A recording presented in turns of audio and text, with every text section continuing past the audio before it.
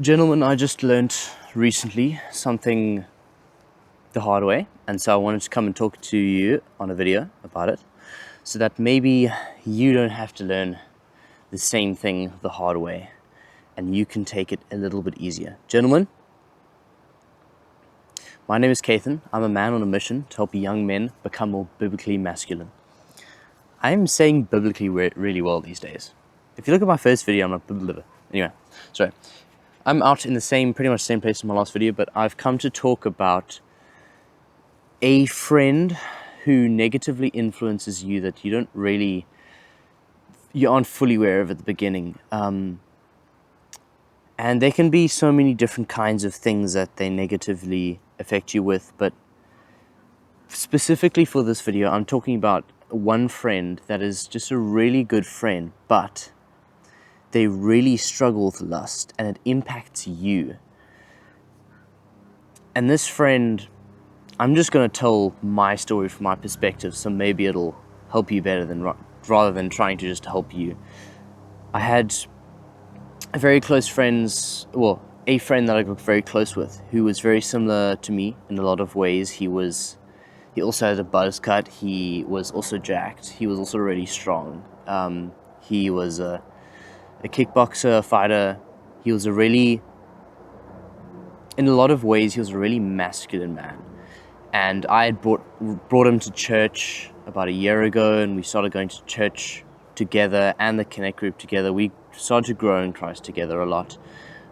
Even though I was a Christian my whole life, and he was more introduced to Christ over the past 2 years. And so it felt like a really healthy relationship, but there was one problem, and that was I noticed something with him that, unlike all of my other guy friends that I have healthy relationships with, is that our conversation was almost always about girls. And I've come to realize now, after sort of having a little, not like a fallout, but kind of distancing myself from him because of some things he's done in my life, that has made me realize, okay, I probably shouldn't hang out with this guy as much as I am. And that is because he has close to zero discipline with lust, and he has a constant desire for relationships and to chase women all the time. And I noticed a couple months ago that I was starting to really pressure myself to be in a relationship. And once I noticed that, I was like, whoa, okay, why am I doing this? And over some time, I realized it's because of this one guy that I was really close with. That was a good man, but he just had the wrong point of view on relationships and women. And when these friendships are unhealthy is when the other person is too stubborn to be told otherwise.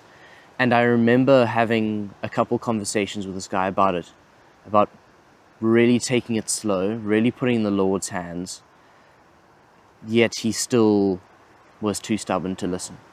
So now I'm no longer close friends with him. I'm a friend with him. I still see him at church. I still see him at gym every now and then.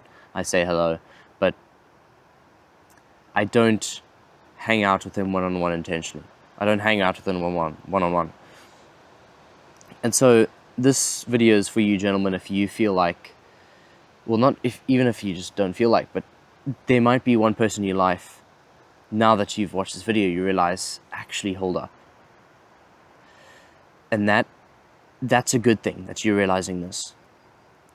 Anybody that could be influencing you in a negative way slightly, like just enough so it actually influences you, but not enough so that you instantly know where the influence comes from. And step one, very slowly introduce the problem to that friend. And if that friend is stubborn and just denies it and be like, oh no, that's your choice, you deciding to, or, if they sort of like either react or just deny, then just walk away from that friendship. just distance yourself from them so that you don't, still say hello when you see them. You don't want to like completely just block off and be like really rude, but you still say hello when you see them and you still greet them, but don't intentionally spend time with them like you did before. That kind of led to deep conversations where they slowly manipulated you over time with these points of view. Hello, Keisha. This is my dog, by the way. So, yeah. Take from this what you will, gentlemen. Maybe step away from some friendships and look for some new friendships and pray about it. Thanks, gentlemen. Remember to live for God, because why else would you live? Peace. Say goodbye to YouTube, Keisha. There, that camera, there. Thanks, gentlemen.